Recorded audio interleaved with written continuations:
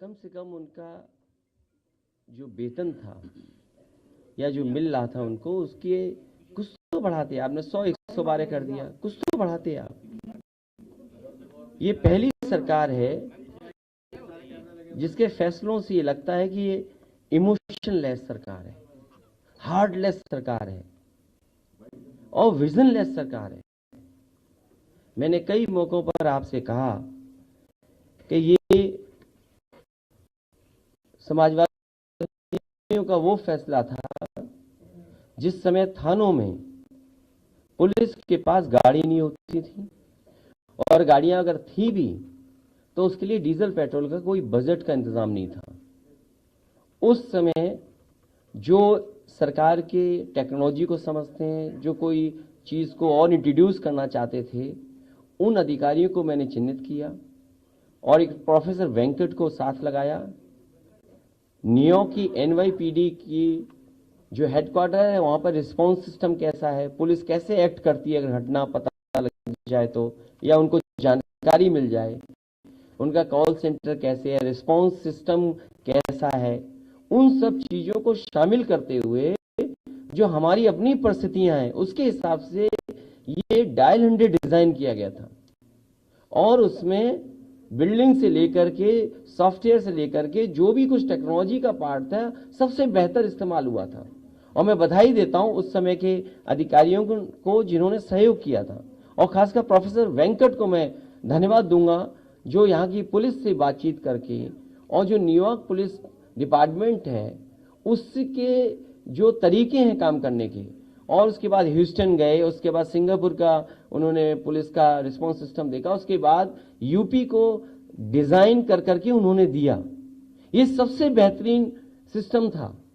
और फैसला भी ये लिया गया कि जो सबसे पहले दुख सुनेंगी, जो सबसे पहले किसी की तकलीफ को सुनेंगी, वो महिलाएं होंगी, लड़कियां होंगी।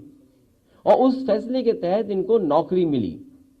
ये अलग बात है कि तरीका क्या अपनाया गया नौकरी देने का, लेकिन आज अपने लोगों को लाभ पहुंचाने के लिए सरकार ये कह सकती है कि वो तो एक प्राइवेट कंपनी को टेंडर दे दिया।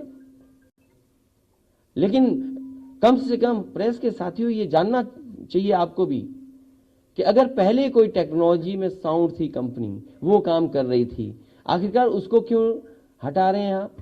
चलिए, आपने कोई टेंडर किया, दूसरी कंपनी को दे रहे हैं। क्या पहले जो टेंडर किया था वो कितने रुपए में था, और आज जो टेंडर कर रहे हैं उसके लिए बजट क्या है? आप कंपनी को तो मुनाफा कमाने दे रहे हो, लेकिन जो सबसे पहले फेस कर रही है तकलीफ और परेशानी, उनकी आप मदद नहीं करना चाहते हो। कोई सोच सकता है त्योहारों के दिन उन्हें ऐसे ही छोड़ दिया, बैठी हुई हैं, न खाने न पीने का न इंतजाम न कुछ।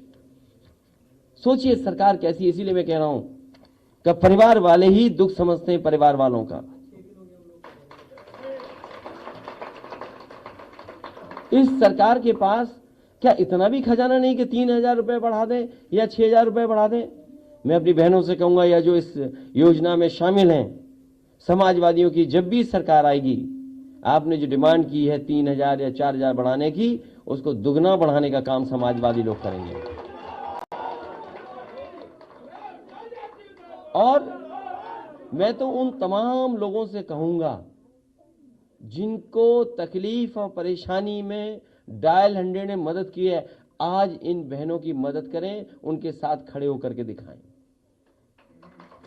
सोचिए कैसे एक्सप्लॉइट करते हैं गरीब को, धमकी दे रहे हैं कि अगर तुम नौकरी पे नहीं लौटोगी तो इससे भी कम में दूसरी लड़कियां काम करने को तैयार हैं।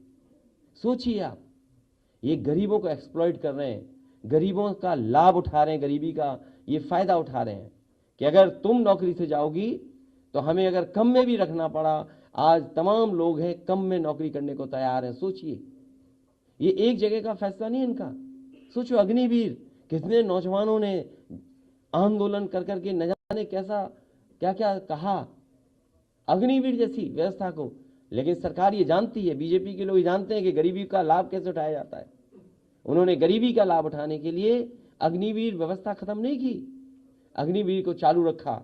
मैं अपने नौजवानों से भी कहता हूं कि जब भी समाजवादियों को मौका मिलेगा और 24 का चुनाव आने जा रहा है, समाजवादी पार्टी के घोषणा पत्र में सबसे पहले यही होगा कि अग्निवीर को खत्म किया जाएगा और पहले जैसी जो पक्की नौकरी थी उसको देने का काम होगा।